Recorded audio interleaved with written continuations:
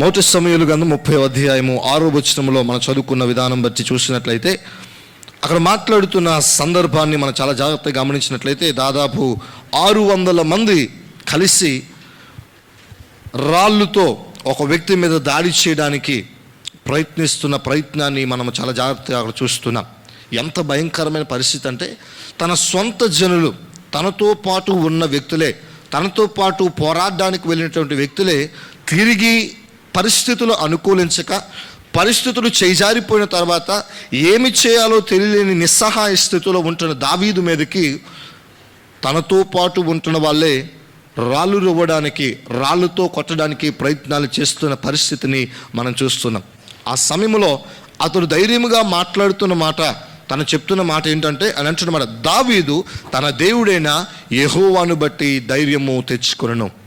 ఈ రోజున ప్రియ దేవుని సంగమా, సమకూర్చబడిన ప్రతి ఒక్కరము, మనమందరము మన స్థితిగతుల్లో మనము దేనిని బట్టి ధైర్యమును తెచ్చుకుంటున్నాం? ఎవరిని బట్టి మన జీవితాల్లో, వ్యక్తిగత పరిస్థితులను బట్టి మన జీవితాల్లో ఎవరిని బట్టి మనం ధైర్యం తెచ్చుకుంటున్నాం? ఎవరిని బట్టి మనం శక్తిని పూనుకుంటున్నాం? ఎవరిని బట్టి, ఏ పరిస్థితులను చూస్తూ, ఏ పరిస్థితిని, ఏ వ్యక్తిని చూస్తూ మన జీవితాల్లో ధైర్యాన్ని మనం తెచ్చుకుంటున్నాం? దావీదు ద్వారా పరిశుద్ధాత్మ దేవుడు నేర్పిస్తున్న పాఠం ఏంటంటే, తనకున్న స్థితిగతి అంతటిలో, తనకు స్థితిగతి అంతా మారిపోయి, తనతో సరదాగా వెళ్తూ, తనతో ఏక స్వభావం కలిగి, ఏకాత్మ కలిగి పోరాడడానికి వెళ్ళిన అదే ప్రజలు 600 మంది ఏం చేస్తున్నారు తెలుసా? రాళ్ళు రువ్వడానికి దావీదుని చంపే ప్రయత్నం చేస్తుంటగా ఒక ధైర్యమైన మాట మనకు కనిపిస్తుంది. దావీదు దేవుడిని యెహోవాను బట్టి ధైర్యం తెచ్చుకున్నాడు. ఈ రోజున క్రైస్తవులుగా దేవుని యొక్క సన్నిధిలో సమకూర్చబెడతాం మనమందరము. దేవుడు నా పక్షాన ఉన్నాడు అనుకుని ఎరిగిన మనమందరము, చీకటిలో నుంచి ఆశ్చర్యకరమైన వెలుగులోనికి నడిపించబడిన మనమందరము కూడా ఆలోచింపజేయాల్సిన విషయం ఏంటంటే, ఎవరిని బట్టి మనము ధైర్యం పొందుకుంటున్నాం? చాలాసార్లు మనం ఆలోచన చేసే విధానం ఏ విధంగా ఉంటుందంటే, మన పరిస్థితుల్లో తప్పనిసరిగా ఒక వ్యక్తి మనకు కావాలి, మన పరిస్థితుల్లో ఒక ఫ్రెండ్ మనకు కావాలి, ఒక స్నేహితుడు నాతో పాటు ఉండాలి, నా తల్లిదండ్రులు నాతో పాటు ఉండాలి, ఈ స్థితిగతి నుంచి నేను బయటకు రావాలంటే ఎవరో ఒకరు నాకు సహాయం చేయాలి అనే ఒక కోరికను లేదా సహాయాన్ని మనం కోరుకుంటాం. ఈ లోకంలో ఎవరైనా అటువంటి సహాయాన్ని ఇవ్వగలరా? ఎవరైనా నన్ను రక్షించగలరా? ఎవరైనా ఈ ధైర్యాన్ని ఇవ్వగలరా? గిద్యోను జీవితంలో మనం చాలా జాగ్రత్తగా చూసినట్లయితే, భయపడుతూ గానుగు చాటున ఏం చేస్తున్నాడు? గోధుమలను దొల్లగొడుతూ వెనకాల దాక్కుంటున్న పరిస్థితి. అలాంటి పిరికివాణి అయిన గిద్యోనుకు దేవుడు పిలుస్తున్న పిలుపు ఏంటో తెలుసా? ఒక నామకరణాన్ని ఇస్తున్నాడు. పరాక్రమ గల బలాఢ్యుడా రమ్ము అని పిలుస్తున్నాడు. అటువంటి ధైర్యం ఎవరు ఇవ్వగలరు? ఈ లోకంలో మన స్థితిగతులన్నీ చేజారిపోతున్నప్పుడు ఎవరు ఇవ్వగలరు? మొట్టమొదటి వచనం నుంచి మనం చూసినట్లయితే, దావీదు తన జనులను అందరిని కూర్చుకొని ఆ యొక్క సిక్లాగు ప్రాంతమునకు వెళ్ళి, అక్కడ ఉన్న తర్వాత అమాలేకీయులు ఏం చేశారంటే, దండెత్తి దక్షిణ దేశం మీదకు సిక్లాగు మీద పడి ఏం చేస్తారంటే, అక్కడ అందరూ గనులేమి అల్పులేమి అందులో ఉన్న ఆడవారిని చెరపట్టుకొని చంపకుండా వారిని తీసుకొని వెళ్ళిపోయినట్లుగా చూస్తున్నాం. అక్కడ ఇంకా చూసినట్లయితే దావీదు జనమంతా కూడా కూర్చొని ఆ యొక్క ప్రదేశం అంతటా, ఆ పట్టణం అంతటా కూడా వారు కాల్చివేసినట్లుగా చూస్తున్నాం. దావీదు యొక్క భార్యలను, కుమార్తెలను కూడా ఎక్కడ తీసుకెళ్ళిపోయారంటే, వీళ్ళు వేరే ప్రాంతానికి బానిసలుగా తీసుకెళ్ళిపోయారు. ఇప్పుడు అక్కడ వాడు అందరినీ, ఆడవారు అందరినీ తీసుకెళ్ళిపోతే పురుషులైనటువంటి వారందరూ కూడా ఎవరితో ఉన్నారంటే దావీదుతో ఉన్నారు. దావీదుతో యుద్ధం చేయడానికి వెళ్ళారు, దావీదుతో పాటు పోరాడడానికి వెళ్ళారు. ఈ పరిస్థితుల్లో ఏమైపోయిందంటే, వీళ్ళు లేని సమయానికి అమాలేకీయులు వచ్చి ఆ ప్రాంతం మీద దండెత్తి మొత్తం అంతా కాల్చివేశారు. ఏవి మిగలకుండా చేశారు. నిస్సహాయ స్థితిని మిగిల్చేశారు. ఏమీ ఆదరణ లేకుండా తిరిగి వచ్చి చూసినప్పటికీ అంగలార్పు మాత్రమే మిగిలి ఉంది. బైబిల్ గ్రంథం మాట్లాడుతున్న మాట 4వ వచనం అంటది, ఇక ఏడ్చుటకు శక్తి పోలేనంత బిగ్గరగా వాళ్ళు ఏడుస్తూ ఉన్నారు. ఏ విధంగా? శక్తి లేనంత అంటే ఏడవడానికి ఓపిక కూడా లేదు, అంత వాళ్ళు ఏడుస్తున్న పరిస్థితి. దావీదు తన యొక్క భార్యలు కనిపించడం లేదు, తన కుమారులు కనిపించడం లేదు, తన ఆస్తి అంతస్తులన్నీ కోల్పోయాయి. అంత మాత్రమే కాదు, దావీదు పరిస్థితి ఏమైపోయిందంటే, తనకి ఏమైనా పర్లేదు, తను నమ్ముకొని వచ్చిన అనేక మంది ఉన్నారు, వారి కుటుంబాలు చెల్లాచెదురైపోయాయి. వారి కుటుంబ జీవితాలు కూడా చెల్లాచెదురైపోయాయి. ఒకే రీతిగా లేరు, మునుపు అనుకున్న రీతిగా లేరు. మునుపు అంతా బాగానే ఉంటుందిలే, యుద్ధంలో విజయం సంపాదించుకొని వస్తాం, నా ప్రజలు బాగానే ఉంటారు, నా రాజ్యము బాగానే ఉంటుంది, నేను సంపాదించిన ఆస్తి బాగానే ఉంటుంది, నా కుమారులు, నా భర్తలు, నా భార్యలు బాగానే ఉంటారు అనే ఆలోచనలు ఉంటుండగా తిరిగి అదే ప్రాంతానికి మళ్ళీ వచ్చినప్పటికీ తన ఆలోచన అంతా మారిపోయింది. తన స్థితిగతి ఎలా తయారైందంటే, ఈయన జవాబు చెప్పాల్సిన తీరి, ఈయన మాట బట్టి 600 మంది బయలుదేరి వెళ్ళి ఉంటుండగా ఇప్పుడు తిరిగి వచ్చినప్పటికీ వారెవ్వరూ కనిపించక, వారి ప్రాపర్టీస్ ఏమీ లేకుండా ఉండడంతో ఎవరు జవాబు చెప్పాలి? దావీదు జవాబు చెప్పాల్సిన పరిస్థితి ఏర్పడింది. తన జాగ్రత్తగా గమనించినట్లయితే ఈ సమయంలో ఏం చేయాలో తెలియదు, నిస్సహాయ స్థితిలో ఉన్నాడు. కానీ ఆలోచింపజేయాల్సిన విషయం ఏంటో తెలుసా? దేవుడు ఎప్పుడూ కూడా దావీదుతో ఉన్నాడు. దేవునికి స్తోత్రం కలుగునుగా. దావీదుని ఎప్పుడు దేవుడు విడిచిపెట్టలేదు. ప్రతి పరిస్థితుల్లో, ప్రతి ఒక్క ఏ కార్యంలో కూడా వెళ్తున్నప్పుడు కూడా, తనని సహాయ స్థితిలోకి వెళ్ళిపోతున్నా, దిగజారిపోతున్నా, ఎప్పుడూ దేవుడు దావీదుతో ఉండి అంటాడు, నేను నీతో పాటు ఉన్నాను అని నిరూపిస్తాడు. దేవునికి స్తోత్రం కలుగునుగాక. ఈరోజు దావీదుకు తోడై ఉన్న దేవుడు మనకును తోడై ఉన్నాడు. దేవునికి స్తోత్రం కలుగును. దావీదుకు తోడై ఉన్న దేవుడు నేటికి సజీవంగానే ఉన్నాడు కనుక ఆయన తప్పకుండా మన పక్షాన కూడా వ్యాజ్యమాడగల సమర్థుడు. ఆమేన్. ప్రియ దేవుని బిడ్డలారా, దేవుని యొక్క వాక్యాన్ని గమనించినట్లయితే ఆ కింద వచనాలకు వచ్చినప్పటికీ ఆయన చాలా ఆలోచన, దావీదు మిక్కిలి దుఃఖపడి ఏం చేస్తున్నాడు? దుఃఖపడుతున్నాడు. ఈ రోజున దుఃఖము, ప్రయాస, ఏడుపు లేని జనము ఎవరైనా ఉన్నారా? ఈ లోకంలో ఎవరైనా ఏడుపు లేకుండా ఉన్నారా? నేను చాలాసార్లు సువార్త కూడికల్లోకి వెళ్తున్నప్పుడు మీరందరూ విన్న వాక్యాన్ని మరొకసారి చెప్పాలని ఇష్టపడుతున్నాను. మన జీవితాల్లో యేసు ప్రభుని ఎందుకు నమ్ముకోవాలి? అమ్మా, యేసు ప్రభుని ఎందుకు మీరు తెలుసుకోవాలి? యేసు ప్రభుని నమ్ముకుంటే గొప్పతనం ఏముంది? నీకు జ్వరం వస్తుంది కదా, నీకు కష్టాలు వస్తున్నాయి కదా, నీవు అప్పుల బాధలు అనుభవిస్తున్నావు కదా, ఏంటి నీ ధైర్యం? మా ధైర్యం ఏంటో తెలుసా? యేసయ్యను నమ్ముకున్నంత మాత్రాన మీ కష్టాలు పోవు. యేసు ప్రభుని నమ్ముకున్నంత మాత్రాన నీకు ఏడుపు రాకుండా పోదు, నీకు నష్టం రాకుండా పోదు, నీకు నిరుత్సాహం రాకుండా పోదు. కానీ గొప్పతనం ఏంటి తెలుసా? ఆయన ఇచ్చే ధైర్యం ఒకటి ఉంది. నీవు అలాంటి పరిస్థితుల్లో ఉంటున్నప్పుడు, కృంగిపోతున్నప్పుడు, వేదనతో ఉన్నప్పుడు, చావులోనికి వెళ్ళిపోతున్నప్పుడు, మరణ వాసన నీ దగ్గర నా దగ్గర వస్తున్నప్పుడు, ఇదిగో మెడికల్ షాపుకి కానీ, రైలు పట్టాలకు కానీ, ఇంట్లోనికి వెళ్ళిపోయి ఆ యొక్క ఫ్యాన్ వైపు చూడకుండా సర్వశక్తి గల దేవుడు వాక్యము ద్వారా నిన్ను బలపరిచి ఆయన ధైర్యాన్ని ఇస్తాడు. అందుకే మనం యేసు ప్రభుని నమ్ముకోవాలి. ఆయన మన జీవితం పట్ల ధైర్యాన్ని ఇచ్చే దేవుడు. పిరికివాడైన గిద్యోనుతో దేవుడు మాట్లాడుతున్నాడు. ఏమంటున్నాడు తెలుసా? పరాక్రమ గల బలాధీయుడా. తన జీవితంలో ఆ పేరు ఎప్పుడూ వినలేదు. తన జీవితంలో నేను పరాక్రమము కలిగి జీవించగలనా, అనేక మందికి ఎదురుగా నేను ముందు పరిగెత్తగలనా అనే ఆలోచన కూడా లేని వ్యక్తికి దేవుడు పిలుస్తున్న పిలుపు పరాక్రమ గల బలాఢ్యుడా. ఈరోజు సమకూర్చబడిన మనందరి జీవితాల్లో దేవుడు మాట్లాడుతున్నాడు. నీ స్థితిగతుల్లో, నా స్థితిగతుల్లో, మనందరి స్థితిగతుల్లో మనము కృంగిపోతూ ఉంటుండగా నన్ను ఆయన వాడుకోవాలని, నన్ను ఆయన ఉపయోగించుకోవాలని, నా స్థితిగతుల్లో మార్చాలని, నేను పిరికితనముగా ఉంటుండగా భయపడకము, నేను నీకు తోడై ఉన్నాను అని ఆయన వాగ్దానాన్ని ఇస్తున్నాడు. దేవునికి స్తోత్రం కలుగునుగా. అని తర్వాత వచ్చినట్లయితే దావీదుకు తన దేవుడైన యెహోవాను బట్టి ధైర్యం తెచ్చుకున్నాడు. దాని తర్వాత 7వ వచనం, పిమ్మట దావీదు ఎఫోదు తెమ్మని యాజకుడు అహీమెలకు కుమారుడైన అబ్యాతారుతో చెప్పగా అబ్యాతారు ఎఫోదును దావీదునకు తీసుకువచ్చిన. దేవునికి స్తోత్రం కలుగునుగాక. అక్కడ చాలా జాగ్రత్తగా దీనికి వాక్యాన్ని మనం గమనించినట్లయితే, ఎందుకు ఎఫోదును తీసుకురమ్మన్నాడు? అసలు తనున్న పరిస్థితి ఏంటి? తనకున్న కష్టం ఏంటి? తను ఏడుస్తూ ఉన్నాడు, దుఃఖముతో ఉన్నాడు. అసలు ఎఫోదుకి ఆయన ఉన్న పరిస్థితికి సంబంధం ఏమైనా ఉందంటారా? ఎఫోదును తీసుకురావడం అవసరమా? ఎఫోదు అంటే ఒక వస్త్రం, యాజకుడు ధరించవలసినటువంటి ఒక వస్త్రం. ఎప్పుడు ధరిస్తారు యాజకులు అంటే? తప్పనిసరిగా యాజకత్వము చేయడానికి ఆయన అడుగుపెట్టినప్పుడు ఆ యొక్క ఎఫోదుని ధరిస్తారు. ఎఫోదు అనే వస్త్రాన్ని వాళ్ళు తొడుక్కుంటారు. మన భాషలో చెప్పాలంటే యాప్రోన్ అంటారు కదా, అటువంటి దాన్ని ఎఫోదు అంటారు. ఆ యొక్క ఎఫోదును ధరించాలి. అతని సందర్భం ఏంటి, ఆ పరిస్థితి ఏంటి? దావీదు ఎఫోదును తీసుకురమ్మని యాజకుడికి చెప్పడం మనం చూస్తున్నాం. అయితే అప్పుడు అహీమెలెకు కుమారుడైన అబ్యాతారు ఏం చేశాడు తెలుసా? ఏఫోదును తీసుకొని వచ్చి అతనికి ఇచ్చాడు.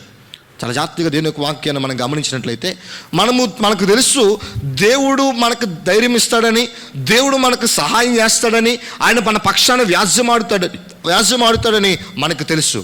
కానీ దేవుడు ఎప్పుడూ కూడా మనము చేయవలసిన పరిస్థితి ఏంటో, మనం ఏమై ఉన్నామో, ఏ స్థితిగతి బట్టి మనకి ఈ స్థితిగతి ఏర్పడిందో, ఈ స్థితిగతి నుంచి నువ్వు బయటికి ఏ విధంగా రావాలో ఆయన మన ద్వారా చేయించి కార్యం ఆయన చేస్తాడు. దేవునికి స్తోత్రం కలుగునుగా. నేను ఏ పని చేయాలో ఆ పని మనం చేస్తే తప్పకుండా మన పక్షాన ఆయన వ్యాజ్యమాడుతాడు. దేవుడు దావీదుని ఏర్పాటు చేసుకున్నాడు. ఎప్పుడు తెలుసా? గొలియాతును చంపిన తర్వాత కాదు, గొలియాతును చంపకముందే దేవుడు దావీదుని ఏర్పాటు చేసుకున్నాడు.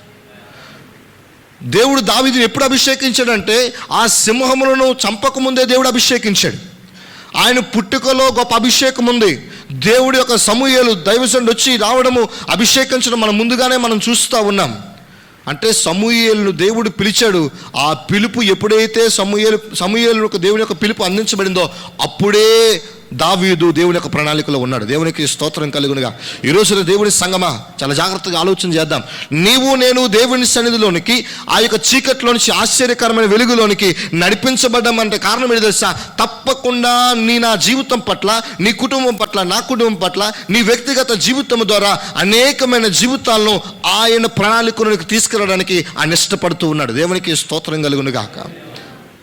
అభిషేకం పొందుకున్నాడు, యాజకునిగా నియమించబడ్డాడు. అంతవరకు యుద్ధములకు వెళ్ళిపోయాడు, ఆ యుద్ధము చేశాడు, తిరిగి వచ్చేసాడు. అయితే తన జీవితంలో మళ్ళీ పోగొట్టుకున్న దాన్ని తిరిగి సంపాదించాలి. ఏ విధంగా సంపాదించగలము? పోగొట్టుకున్న ధైర్యాన్ని ఏ విధంగా సంపాదించగలడు? ఏడుపు ఎలా వస్తుందంటే, దుఃఖం ఎలా వస్తుందంటే, తనకు శక్తి చాలనంత, మరి శక్తి లేకుండా ఉన్న పరిస్థితి ఏర్పడిపోయింది. అలాంటి సమయంలో కూడా ఎఫోదును ధరించడానికి ఇష్టపడ్డాడు. ఎఫోదు వస్త్రము, ఎఫోదు అనేది చాలా జాగ్రత్తగా గమనించట్లయితే యాజకులు ధరింపజేయాల్సింది. అంటే దేవుడు దావీదుతో మాట్లాడి అంటున్నాడు, అయ్యా నీవు రాజుగా ఆలోచన చేస్తున్నావేమో, నీవు ఉన్నతమైన స్థానంలో ఉండి ఆలోచన చేస్తున్నావేమో, నిన్ను ఉన్నతమైన స్థానంలో ఉంచుట కానీ నిన్ను రాజుగా ఉంచుట కాదు. నేను ఏర్పాటు చేసుకున్నాను. నువ్వు యాజకుడివి, నువ్వు యాజక ధర్మము చేయాలి. యాజకుడిగా నీవు ఎఫోదును ధరించినప్పుడు సర్వశక్తి కలిగిన దేవుడు ఆయన కృపను నీ పట్ల ఉంచి నీ పక్షాన ధైర్యం అనుగ్రహింపజేసి తప్పకుండా నువ్వు పోగొట్టుకున్న దాన్ని తిరిగి సంపాదిస్తావని ఆయన నిరూపిస్తున్నాడు. దేవునికి స్తోత్రం కలుగునుగాక. ఈ రోజున విడిచిపెట్టబడిన, పక్కన పెట్టబడిన ఎఫోదును ధరించిన తర్వాత తన జీవితంలో గొప్ప మార్పును చూచాడు. ఈ రోజున దేవుడు నీకు నాకు ఇచ్చిన అభిషేకం ఏదైతే ఉందో, దేవుడు నీకు నాకు అనుగ్రహించిన ఎఫోదు అన్నటువంటి అధికారం ఏదైతే ఉందో విడిచిపెట్టి పక్కన పెట్టేస్తూ ఉన్నామేమో, అందుచేతనే మన జీవితంలో ఏర్పు మిగులుతూ ఉందేమో. ఒక్కసారి ఆలోచన చేద్దాం. సర్వశక్తి గల దేవుడు మాట్లాడుతుండగా ఒకసారి 7-8 వచనాలను చదువుదాం. పిమ్మట దావీదు ఎఫోదును తెమ్మని యాజకుడగు అహీమెలెకు కుమారుడైన అబ్యాతారుతో చెప్పగా, అబ్యాతారు ఎఫోదును దావీదునొద్దకు తీసుకుని వచ్చెను. నేను ఈ దండును తరిమిన ఎడలా దాన్ని కలుసుకొందునా అని యెహోవా యొద్ద దావీదు విచారణ చేయగా, యెహోవా తరుము, నిశ్చయముగా నీవు వారిని కలుసుకుని తప్పక నీ వారిని అందరినీ దక్కించుకుందు అని సెలవిచ్చాను. దేవునికి స్తోత్రము కలుగా. ఎప్పుడు దక్కించుకుంటాడంట? ఎప్పుడు? ఎఫోదును ధరించుకొని తప్పకుండా పోరాడితే, ఎఫోదును ధరించుకొని తప్పకుండా వారిని తరిమితే. ఈరోజున చాలా జాగ్రత్తగా గమనించాలి. అక్కడ మాట్లాడుతున్న మాట ఏంటి తెలుసా? వారి వెనకాల వెళ్ళి, ఎవరైతే తీసుకొని వెళ్ళిపోయారో వారి వెనకాల వెళ్ళి బ్రతిమాలమని దేవుని యొక్క వాక్యం చెప్పడం లేదు. బైబిల్ అంటున్నమాట వారిని తరమాలి. దేవునికి స్తోత్రం కలుగునుగా. ఈ రోజున దేవునికి వ్యతిరేకముగా, ఆయన కార్యములకు వ్యతిరేకముగా, నీ నా స్థితిగతి నుంచి దేవుని సన్నిధి దూరముగా చేస్తున్న క్రియలను నేను తరమాలి. నేను సర్ది చెప్పుకొని వస్తూ తప్పకుండా పోతాదిలే, వాడిని బ్రతిమాలుకుంటే పోదు. కొత్త నిబంధన గ్రంథంలో ఎక్కడ చూసుకున్నా అపవాది శక్తులను దేవుడు ఏం చేశాడంట? యేసుప్రభు ఏం చేశాడు? గద్దించినట్లుగా బైబిల్ మాట్లాడుతుంది. ఎక్కడైనా పొరపాటును కూడా బ్రతిమాలినట్టు ఉందా? తరమడం అనే పదం చాలా ప్రత్యేకమైనది. తరమడం అంటే తప్పకుండా ముందు పరిగెట్టేవాడు భయంతో పరిగెడతాడు. ముందు ఎవరైతే ఉన్నారో తప్పకుండా వాళ్ళలో భయం ఉంటుంది. ఈ భయాన్ని దేవుడు తీసివేసి నీవు ధైర్యంగా ఉండాలి, నీవు ధైర్యం పూనుకోవాలి, నువ్వు శక్తి పొందుకోవాలి, నువ్వు ఇలా ఉంటే సరిపోదు, పిరికివానిగా ఏడిస్తే సరిపోదు, నీకు ఎవరైతే హాని తలిచారో వాణ్ణి నువ్వు తరిమే స్థితిగతిలో ఉండాలని ఎఫోదును ధరించడానికి దేవుడు ఆలోచన ఇచ్చాడు. ఈ రోజున సర్వశక్తి గల దేవుడు మనతో మాట్లాడుతుండగా నీవు నేను విడిచిపెట్టిన ఎఫోదును ధరించగలిగిన స్థితిగతుల్లో ఉన్నామా? ఒకవేళ ప్రారంభ స్థితిగతుల్లో నీవు నేను ప్రార్థన ఎక్కువగా చేసే అనుభవంలో ఉన్నామేమో, ఎక్కువగా ఉపవాసం చేసే అనుభవంలో ఉన్నామేమో, దేవుని సన్నిధిలో ఆయన వైపు చూచి ప్రతి సమయంలో ఆయన వైపే చూసి ప్రభువా నీవే నా శరణము అని చెప్పి నీవు నేను ఒకానొక స్థితిగతి వచ్చినప్పుడు దావీదు వలె నీవు కూడా కృంగిపోయి మనము కూడా ఏడుస్తూ ఉన్నామేమో. దేవుడు జ్ఞాపకం చేస్తున్నాడు, నీవు విడిచిపెట్టిన ప్రార్థనా జీవితాన్ని తిరిగి పొందుకుందాం.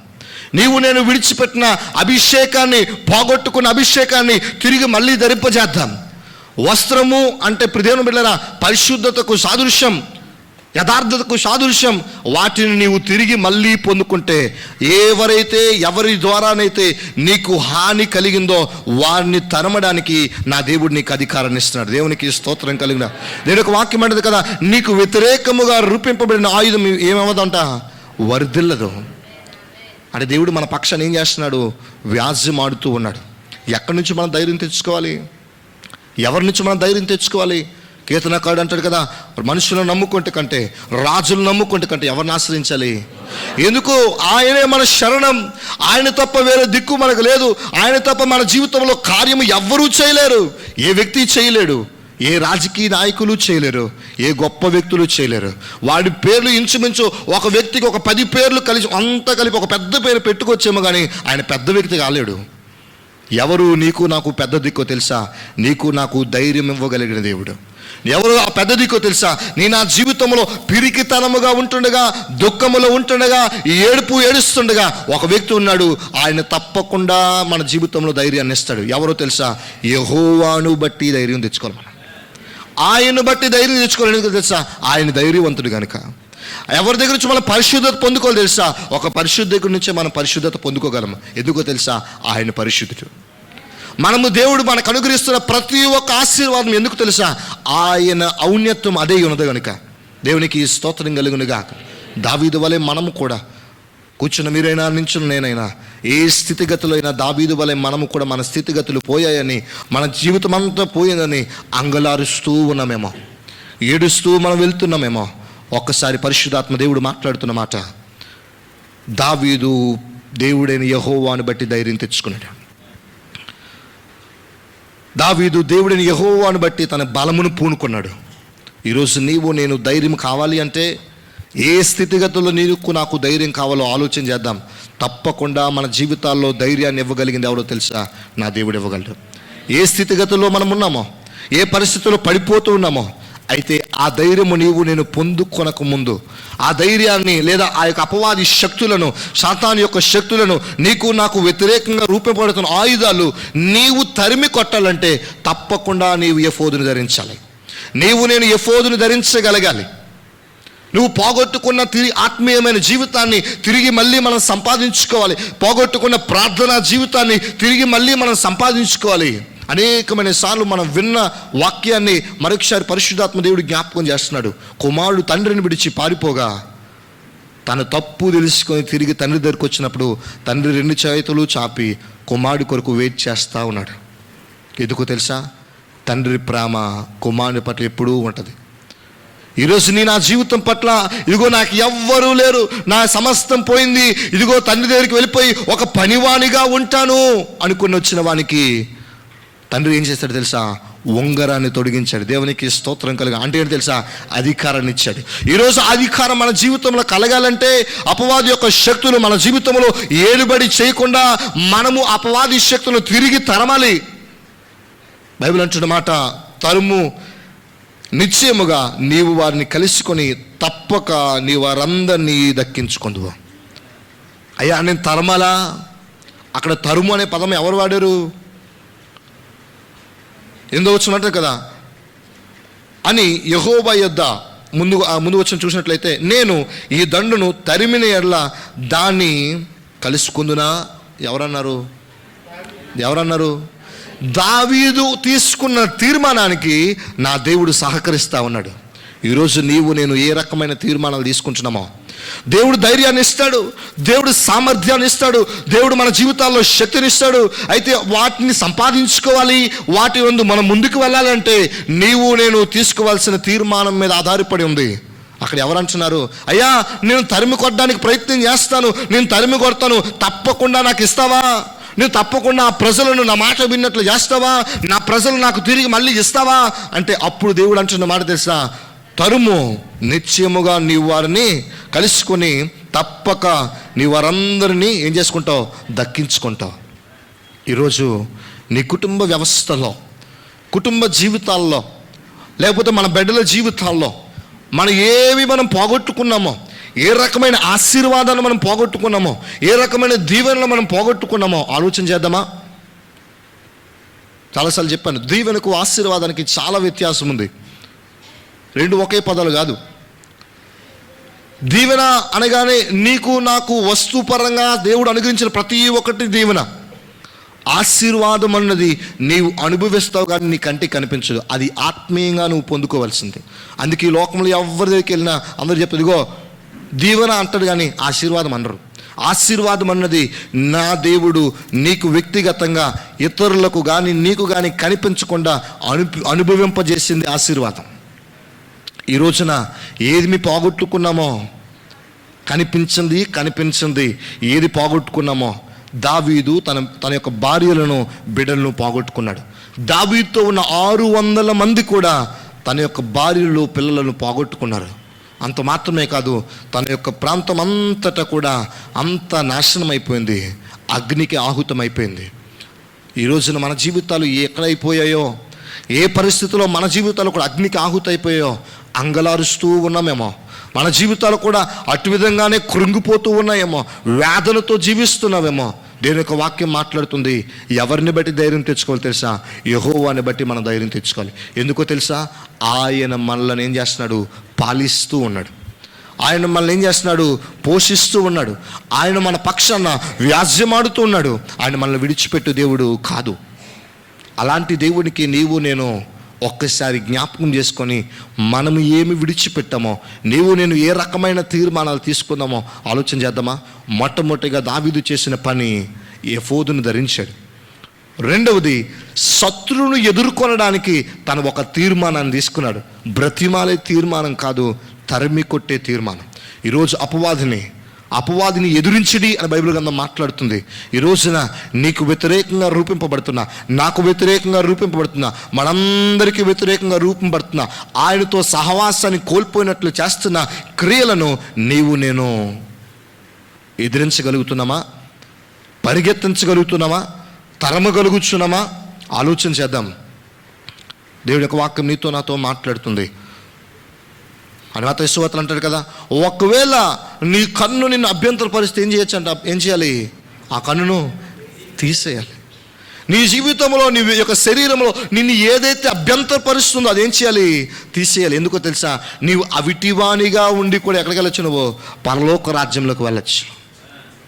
అంతేగాని నీవు నేను అన్నీ కలిగి ఉండి పాపపు స్వభావంతో ఉంటే ఆయనతో ఉండే భాగ్యాన్ని సంపాదించలేం, ఆయన ధైర్యాన్ని మనం పొందుకోలేం. అక్కడ పోగొట్టుకున్నాడు, సమస్తాన్ని పోగొట్టుకున్నాడు. అక్కడ అంటున్నమాట, ఎఫోదును ధరించడానికి తను ఎంతగానో ఇష్టపడుతున్నాడు. ఎఫెసీ రాసిన పత్రిక 3వ అధ్యాయము 13వ వచనాన్ని చదువుదాం. ఎఫెసీ రాసిన పత్రిక 3వ అధ్యాయము 13వ వచనం. కాబట్టి మీ నిమిత్తమై నాకు వచ్చిన శ్రమలను చూచి మీరు అధైర్యపడవద్దని వేడుకొనుచున్నాను. ఇవి మీకు మహిమకరములై. ఏవంట? ఏవి మహిమకరములు?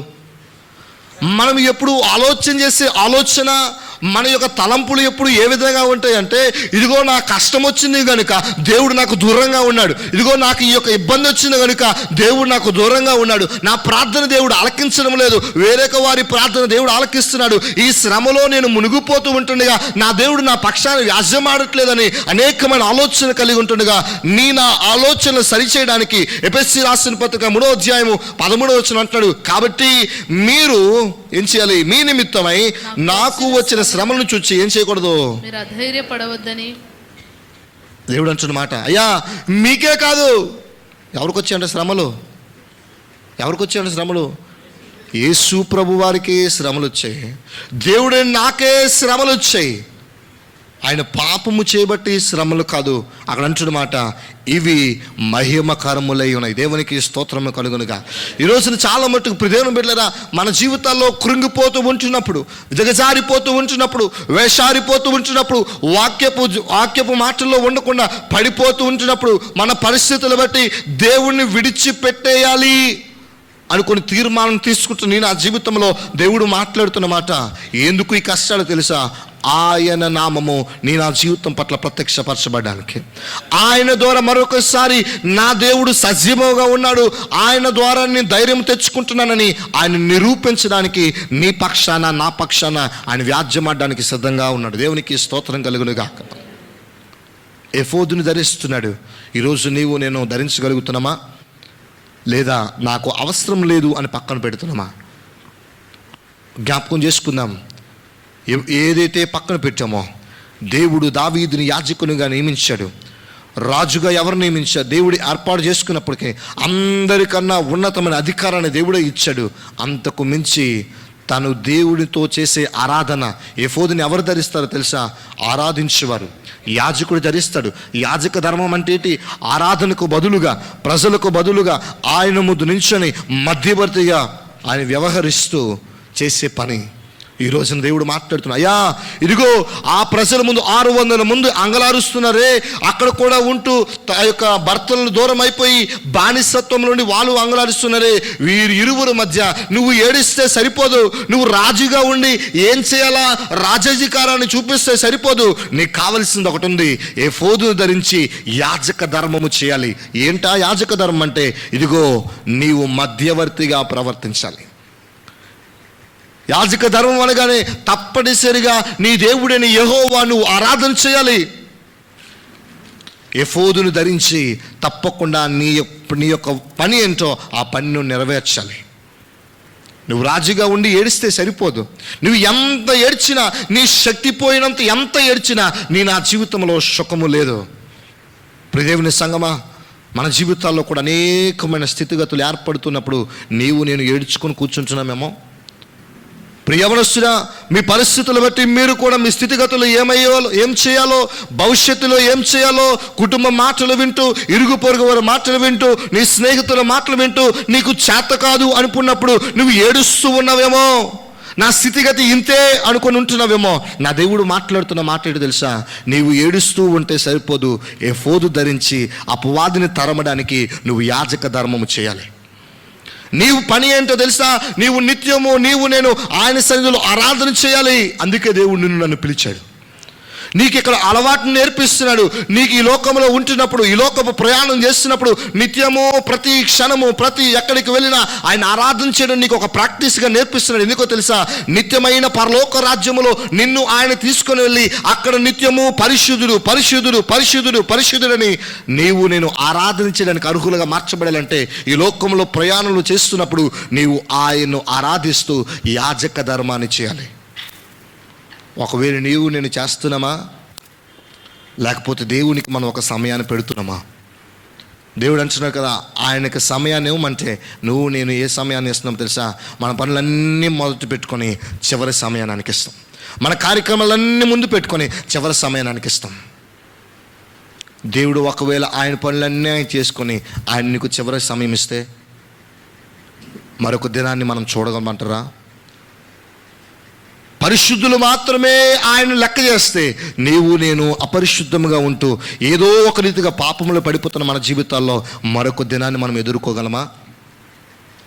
ఆయన ఎఫోదును ధరించి యాజక ధర్మమైన ఆరాధన చేయాలనే బాధ్యతను నీకు నాకు ఇస్తుండగా దాన్ని పక్కన పెట్టేసి ఏడ్చుకొనే కూర్చుంటూ అంగలారుస్తూనే ఉంటుంటే నీ నా జీవితంలో ప్రతిఫలం కలుగుతుందంటారా?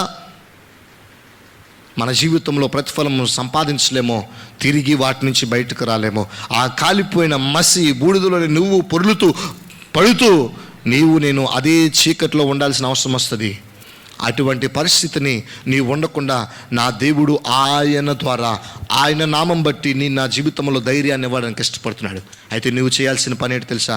ధైర్యము తెచ్చుకొని ఆ నీ పక్షాన నా పక్షాన ఉన్నాడని విశ్వసించి నిశ్చేతలోనికి వచ్చి నీవు అపవాది దగ్గరికి వెళ్ళకముందు, నీకు వ్యతిరేకమైన ఆయుధములు ఎక్కడున్నాయో అక్కడికి వెళ్ళకముందు నేను చేయాల్సిన పని ఒకటి ఉంది. ఏంటో తెలుసా? ఎఫోదును ధరించాలి. ఇంకో మాటలు చెప్పమంటారా? ఆయన వైపు నువ్వు చూడాలి. ఆయన వైపు మాత్రమే మనం చూడాలి. ఎందుకో తెలుసా? ఆయనే మన జీవితానికి శరణం. ఆయన తప్ప మనకు వేరొక ఆదరవు లేదు. ఆయన తప్ప ఇంకెవ్వరూ మనకు సహాయం చేయలేరు. నేను ఆ జీవితంలో సహాయం చేయగలిగిన ఒకే ఒక దేవుడు. ఈ లోకంలో ఎవరైనా నీకు సహాయం చేస్తారు. ఆ సహాయం ఎంతవరకు తెలుసా? నీ దగ్గర నుంచి బదులు కోరినంత వరకే. నేను ఆ జీవితంలో నేనున్నాను, నీతో పాటు ఉంటాను, నీకేం భయపడకు, నేను నీతోనే ఉంటాను అనే మాట నేటి యవనస్తుల్లో చాలా మట్టుగా తప్పనిసరిగా రోజుకు ఒక్కసారైనా ఒక మెసేజ్ వస్తుంది, I will be with you, నేను నీతోనే ఉంటాను. ఆలోచన చేద్దామా? నీ స్నేహితుడు ఒక తప్పిదంలో చేసినప్పుడు, చెరసాల బంధకంలో ఉన్నప్పుడు, ఇబ్బంది పడిపోయి ఏదో పోలీసులకు ఇరుక్కుపోయినప్పుడు అదే మెసేజ్ నువ్వు ఫార్వర్డ్ చేయగలవా? ఏమనుకుంటావు? ఒకవేళ ఇప్పుడు నేను మెసేజ్ చేస్తే నేను కూడా అదే చెరసాలకు వెళ్ళిపోతానేమో అని చెప్పి మొబైల్ కూడా స్విచ్ ఆఫ్ చేసుకొని కూర్చున్న స్నేహితులు చాలామంది ఉన్నారు. ఎందుకో జ్ఞాపకం చేస్తున్నా తెలుసా? నా దేవుడు అటువంటి దేవుడు కాదు. నీవు ఎక్కడున్నా, చెరసాల్లో ఉన్నా, బంధకములో ఉన్నా, చీకట్లో ఉన్నా, నువ్వు కృంగిపోతున్నా, ఏడుస్తున్నా, అంగలారుస్తున్నా, జ్వరం పట్టేస్తున్నా, మంచం పట్టేస్తున్నా, నిస్సహాయ స్థితిలో ఉన్నా, ఎక్కడున్నా నా దేవుడు అంటాడు, నా బట్టి నీకు ధైర్యం, నా బట్టే నీకు ఆదరణ, నేనే నిన్ను ఆదరిస్తాను, నా బట్టే నీకు ధైర్యం తెచ్చుకుంటావు, నా ద్వారానే నీకు బలము. ఒకసారి అటువంటి బలాన్ని నేను పొందుకోగలడానికి ఇష్టపడదామా? చాలా జాగ్రత్త దేవునికి వాక్యాన్ని గమనించినట్లు అపోస్తుల కార్యం 4వ అధ్యాయము 13వ వచనాన్ని కూడా చదువుదాం. అపోస్తుల కార్యం 4వ అధ్యాయము 13వ వచనాన్ని చదువుదాం. వారు పేతురు యోహానులు ధైర్యము చూచినప్పుడు వారు విద్యలేని పామరులని గ్రహించి ఆశ్చర్యపడి వారు యేసుతో కూడా ఉండిన వారిని దేవునికి స్తోత్రం కలుగును గాక. ఇది ఒక వాక్యం మాట్లాడుతుంది. ఇక్కడ ఒక ధైర్యం మాట్లాడుతుంది. ఏంటో తెలుసా? పేతురు యోహానులు ఏం చేస్తున్నారంటే ధైర్యం చూశారు. ఎవరు చూశారు? ప్రజలు పేతురు యోహాను యొక్క ధైర్యాన్ని చూశారు. పేతురు కొరకు మనం చాలా జాగ్రత్తగా చూసినట్లయితే యేసు ప్రభు ఉన్న కాలమంతా కూడా ఎలా ఉన్నాడు అంటే పేతురు పిరికివానిగా ఉన్నాడు. ఎక్కడికి వెళ్ళి చూడండి, చివరిలో కూడా ఏమన్నాడు? అయ్యా నేను విడిచిపెట్టను అన్నప్పటికీ దేవుడు అంటాడు, ఇగో నేను ఎరుగని ముమ్మారు నువ్వు చెప్తావు. ప్రజలకు భయపడి నేను ఎరుగని ప్రభు అని చెప్పాడు. యేసయ్య దగ్గరికి వచ్చి తొందరపాటుతో అనేకమైన మాటలు మాట్లాడుతూ యేసు ప్రభు దగ్గరికి వచ్చి అపవాదిని గద్దిస్తాడు ఆయన. పేతురు అనేకమైన సార్లు తొందరపాటు పడిపోయాడు. ఆ యొక్క సముద్రం మీద యేసు ప్రభు తర్వాత ఈ లోకంలో ఎవరైనా సముద్రం మీద నడిచిన వ్యక్తులు ఎవరైనా ఉన్నారా అంటే అది పేతురు మాత్రమే. అలాంటి పేతురు నడుస్తూ ఏమైపోయాడు తెలుసా? నేను నిజంగానే నడుస్తున్నానా, నేను నిజంగానే నీటి మీద ఉన్నానా అని సందేహం ఎప్పుడైతే కలిగిందో తను మునిగిపోవడం ప్రారంభించాడు. అలాంటి పేతురు, పిరికివాడైన పేతురు, తొందరపాటైన పేతురు తన జీవితంలో ఏం చేసింది తెలుసా? ఇతరులు ఆయన వైపు చూచి ఆయన అంటున్న మాట తెలుసా? పేతురు యోహానుల ధైర్యం చూచినప్పుడు వారు విద్యలేని పాములను గ్రహించి ఆశ్చర్యపడారు. దేవునికి స్తోత్రం కలుగును గాక. ఒకసారి ఆలోచన చేద్దామా? దేవుడు ఎటువంటి ధైర్యాన్ని మనకి ఇస్తాడో తెలుసా? ప్రజలు మనల్ని చూచి ఆశ్చర్యపడిపోయినంత, ప్రజలు మనల్ని చూచి ఎవరు వీళ్ళేనా బైబిల్ అంటున్నమాట, విద్య లేని పామరులు అని చెప్పి వాళ్ళు ఆశ్చర్యపడిపోయారు. అంటే వీళ్ళకి ఏ చదువు లేదు, ఏమీ తెలియదు, చేపలు పట్టుకోవడం మాత్రమే తెలుసు. అలాంటి వ్యక్తులు ఇప్పుడు బాధలు ఎలా చేస్తున్నారు, స్వస్థతలు ఎలా చేస్తున్నారు, ఎవరిని బట్టి వారు ప్రచురపరుస్తున్నారు, ఆ దేవుడు వీరి జీవితంలోకి ఎలా వచ్చాడని వీరు ఆశ్చర్యపడిపోతున్నారు. వారి ధైర్యాన్ని చూస్తున్నారు. ఏ అపవాది శక్తులు వచ్చినా, దెయ్యపు దురాత్మ శక్తులు పీడింపబడేవారు వచ్చినా భయపడి వెనక్కి పారిపోవడం లేదు, కానీ ధైర్యంగా వారి దగ్గరికి వెళ్ళి వారి మీద చేతుల నుంచి ప్రార్థన చేస్తున్నారు. వారి ధైర్యాన్ని చూసి ఆశ్చర్యపోయారు. ఆలోచన చేద్దామా? నీ నా స్థితిగతుల్లో, నీ నా పరిస్థితుల్లో ఉంటున్నప్పుడు, అమ్మా ఇన్ని అప్పులు ఉన్నాయి కదా, నువ్వు ఎలా ఇంకా సంతోషంగా ఉండగలుగుతున్నావు, నువ్వు ఎలా ఇంత హ్యాపీగా ఉండగలుగుతున్నావు, నువ్వు ఎలా జీవించగలుగుతున్నావు అని ఇతరులు ఎప్పుడైనా నీ దగ్గరికి వచ్చి, అమ్మా నీ నమ్ముకున్న దేవుడు గొప్ప దేవుడమ్మా, నీ జీవితంలో ధైర్యాన్ని ఇస్తున్నాడు అని ఎప్పుడైనా ఎవరైనా చెప్పగలుగుతున్నారా? అటువంటి సాక్ష్య జీవితాన్ని మనం కలిగి ఉన్నామా? పేతురు, యోహానులు ధైర్యం చూచి ఆశ్చర్యపడిపోయారు. అంత మాత్రమే కాదు, అక్కడ అంటున్న మాట తెలుసా, వారు యేసుతో కూడా ఉండిన వారిని గుర్తెరిగారు. అంటే అక్కడున్న వారు యేసు ప్రభుని చూడకపోయినా వీరి జీవితంలో ఆయన అనుగ్రహించిన ధైర్యము వారికి కనిపించింది. ఇది ఈరోజున దేవుడు అనుగ్రహించిన ధైర్యాన్ని మనం ఇతరులకు చూపించగలుగుతున్నామా? ఎప్పటికప్పుడు నా దేవుడు నీకు సహాయం చేయడానికి తప్పకుండా మన పక్షానే ఉంటున్న దేవుడు. మనల్ని విడిచిపెట్టే దేవుడు ఏమీ కాదు. ఆయన ఎవరిని విడిచిపెట్టడు. అయితే నీవు నేను చేయాల్సిన పని ఏంటి తెలుసా? శత్రువు దగ్గరికి తిన్నగా వెళ్ళిపోతాం. ఎప్పుడు మనకి ఏదైనా ఇబ్బంది వస్తే తిన్నగా అక్కడికి వెళ్ళిపోయి సాల్వ్ చేయడానికి ఇష్టపడతాం. అనేకమైన చెరసాల బంధకాలు చాలామందికి ఉన్నప్పుడు, ఇదిగో జైలుకి వెళ్ళాల్సిన అవసరాలు వస్తున్నప్పుడు, నేను చాలా పరిస్థితుల్లో మనం ముందుకు వెళ్ళిపోతున్నప్పుడు, అలాంటి కష్టాలు మన జీవితంలోకి వచ్చినప్పుడు ఆ యొక్క కష్టాన్ని సాల్వ్ చేయడానికి ప్రయత్నం చేస్తాం. కానీ అయ్యా నీ సహాయం ద్వారా నాకు జరగాలని ఆయన దగ్గరికి వెళ్ళగలుగుతున్నామా? దావీదు ఏడుస్తూ ఉండగా ఎఫోదును ధరించి దేవుని సన్నిధికి వెళ్ళి, అయ్యా నేను తరమడానికి ఇష్టపడుతున్నాను, నాకు సహాయం చేయగలవా అని దేవుని దగ్గరికి వెళ్ళి అడిగాడు. ఈరోజు నీ నా స్థితిగతుల్లో, నీ బిడ్డలు నీ మాట విన్నప్పుడు, నీ స్థితిగతి అంతా, నీ కుటుంబ జీవితం చెల్లాచెదురు అయిపోతున్నప్పుడు నేను దేవుని సన్నిధికి వెళ్ళి, అయ్యా ఇదిగో నా కుటుంబాన్ని ఆటంకపరుస్తున్నా, కుటుంబ వ్యవస్థను ఇబ్బంది పెడుతున్నా, ఇదిగో నా కుటుంబంలో అనారోగ్యం తీసుకొస్తున్నా అపవాది శక్తిని నీ ప్రార్థన ద్వారా ఎదిరించడానికి ఇష్టపడుతున్నాను, నీవు నాకు సహాయం చేయగలవా అని మనం ప్రార్థన చేయగలుగుతున్నామా? అటువంటి ప్రార్థన నేను చేస్తే నా దేవుడు అంటాడు, నిశ్చయముగా నువ్వు పోగొట్టుకుని దాన్ని తిరిగి సంపాదిస్తావు. నిశ్చయముగా ఆయన ధైర్యాన్ని మనం పొందుకుంటాం. అంటే కొంత మాత్రమే చూస్తానులే అనలేదు ఆయన అని అంటున్నాం. నిశ్చయముగా అంటే తప్పనిసరిగా నువ్వు అనుకున్న దాన్ని సాధిస్తావు. ఎప్పుడో తెలుసా? ఎఫోదును ధరించి అపవాదిని ఎదిరించడానికి ఇష్టపడుతున్నప్పుడు. మనం చాలా మట్టుగా పాపాన్ని ప్రేమిస్తాం. నాకు ఒక స్నేహితుడు ఉన్నాడు. ఆ స్నేహితుడు ఏం చేస్తాడు తెలుసా? ఇప్పుడు మనమందరూ దేవుడికి ప్రార్థన చేస్తాం. నిజంగా యథార్థంగా చేసినా చెప్పినా దేవుడు చూస్తున్నాడు, కానీ మనమందరం దేవునికే ప్రార్థన చేస్తాం. నాకు ఒక స్నేహితుడు ఉన్నాడు. నా స్నేహితుడు అపవాదికి ప్రార్థన చేస్తాడు. నిజం, ఇది ఆశ్చర్యం కలిగించవచ్చు కానీ నిజం. ఆడు అపవాదికి చేసిన ప్రతి ప్రార్థన జవాబు వస్తుంది. నేను అపవాదికి ప్రార్థన చేయడం చెప్పడం లేదు, కానీ చాలా జాగ్రత్తగా ఆలోచన చేద్దాం.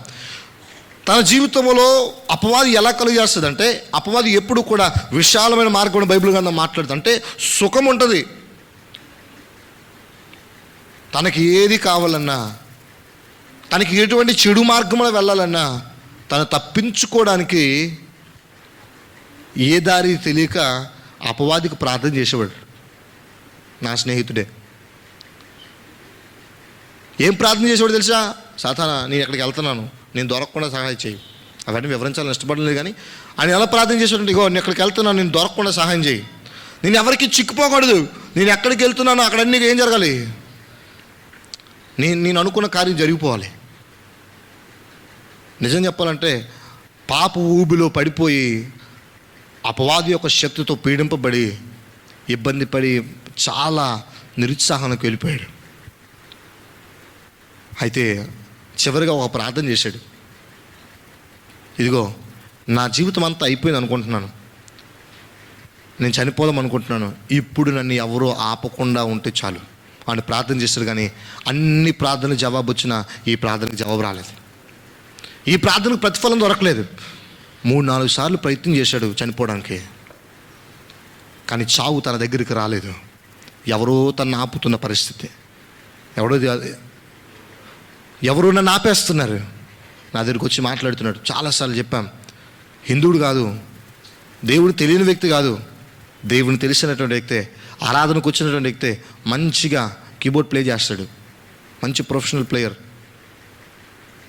ఆరాధన నడిపిస్తాడు, అన్నీ చేస్తాడు. కానీ పాప ఊబిలో ఉండిపోయి స్థితిగతి అంతా దిగజారిపోయి ఉంటాడుగా, చనిపోయి చావు బ్రతుకుల్లోకి వెళ్ళిపోతూ నేను చనిపోతాను, ఈ వేదన భరించలేను అనుకుని అనేకమైన సార్లు ఆత్మహత్య ప్రయత్నం చేశాడు. కానీ తన ప్రయత్నం ఏమీ ఫలించలేదు. ఎవరో నన్ను ఆపుతున్నారు, ఏదో నన్ను ఆపుతుంది అని తన గుర్తిరిగి మళ్ళీ మాట్లాడినప్పుడు, మళ్ళీ దైవజనుల దగ్గరికి వెళ్ళి తీసుకెళ్ళి మాట్లాడినప్పుడు ఆయన ప్రార్థన చేయగా ఆ రాత్రి దేవుడు తనకు అద్భుతకరమైన దర్శనం ఇచ్చాడు. దేవునికి స్తోత్రం కలుగునుగా. తన జీవితం చాలా బాగా మార్చబడింది. ఎందుకు ఈ జ్ఞాపకం చేస్తున్నా తెలుసా? నీవు నేను చేయవలసిన పని చేయకుండా, అపవాదిని మనం ప్రేమిస్తూ, పాపాన్ని మనం ప్రేమిస్తూ, అపవాదిని ఎదిరించకుండా, సాతాన్ని మనం ఎదిరించకుండా, దేవునికి మాటను పక్కన పెట్టి పాపాన్ని ప్రేమిస్తే మన జీవితంలో మనకు ప్రతిఫలం ఏమీ దొరకదు. మనం చేయాల్సిన పని అపవాదిని ఎదిరించాలి, అపవాదిని తరిమి కొట్టాలి. అమాలీకీలు వచ్చారు, ఆ ప్రజలందరినీ తీసుకెళ్ళిపోయారు, ఆడవారిని పిల్లలవారిని బానిసలుగా తీసుకెళ్ళిపోయారు. ఈ రోజున అపవాది చేత నీ నా ప్రార్థనా జీవితం తక్కువైపోయి ఎఫోదు ధరించలేని స్థితిగతుల్లో ఉంటుండగా నీవు నేను అపవాది యొక్క చేష్టలకు లోనైపోయి నీ కుటుంబ జీవితము నా కుటుంబ జీవితము ప్రారంభములు అంతా సక్రమంగా ఉన్న మన జీవితాలు ఇజ్రాయేలు ప్రజలే కదా, దేవుని పిల్లలే కదా, అమాలేకీలు ఎలా తీసుకెళ్ళిపోయారు? ఈ రోజున నీవు నేను పోరాడుతున్న పోరాటం ఏంటో తెలుసా? ఆత్మీయమైన పోరాటం. నీవు నేను పోరాడుతున్న పోరాటం ఎలాంటో తెలుసా? మనకి కంటికి కనిపించని పోరాటం. అది లోపలుండి మనం పోరాడే పోరాటంలో నీవు నిన్ను కత్తులు పట్టుకొని లేకపోతే ఆ యొక్క ఆయుధాలను పట్టుకొని ముందుకెళ్తే సరిపోదు. నీ నా జీవితంలో అపవాదిని ఎదిరించగలిగిన, ఎఫోదును ధరించగలిగిన శక్తి నీవు నేను పొందుకోవాలి. అప్పుడు మాత్రమే తప్పనిసరిగా మనం పోగొట్టుకుని దాన్ని తిరిగి సంపాదిస్తాం. అక్కడ ఆలోచిస్తున్న ఆలోచన తన పోగొట్టుకున్నాడు. ఈరోజు నీవు నేను ఎఫోదు ధరించకుండా, నీవు నేను ప్రార్థనా జీవితం కలిగి ఉండకుండా, ప్రారంభంలో ప్రభువాన్ని నీ సన్నిధిలో ప్రార్థన చేస్తానని ప్రారంభంలో నీకు తీర్మానాలు తీసుకొని అనేకమైన తీర్మానాలు దేవుని సన్నిధికి వచ్చి తీసుకున్న నీవు నేను కొన్నిసార్లు మన పరిస్థితులు అనుకూలించక తీర్మానాలన్నీ పక్కన పెట్టేసి మన పనులు మనం జరిగించుకుండగా నీకు నాకు ఒక కీడు వస్తుంది, నీ కుటుంబానికి నా కుటుంబానికి కీడు వస్తుంది. అప్పుడు మళ్ళీ నువ్వు నేను అంగలార్చిన సుఖమేమీ లేదు, నీవు నేను ఏడుస్తుండగా సుఖమేమి లేదు. అయితే దేవుడు మరొక అవకాశాన్ని ఇస్తున్నాడు, మరొకసారి జ్ఞాపకం చేస్తున్నాడు. ఎఫోదుని ధరించగలవా? దేవుని సన్నిధిలో మన జీవితాల్లో మనము మళ్ళీ అపవాదిని ఎదిరించడానికి ఇష్టపడగలమా?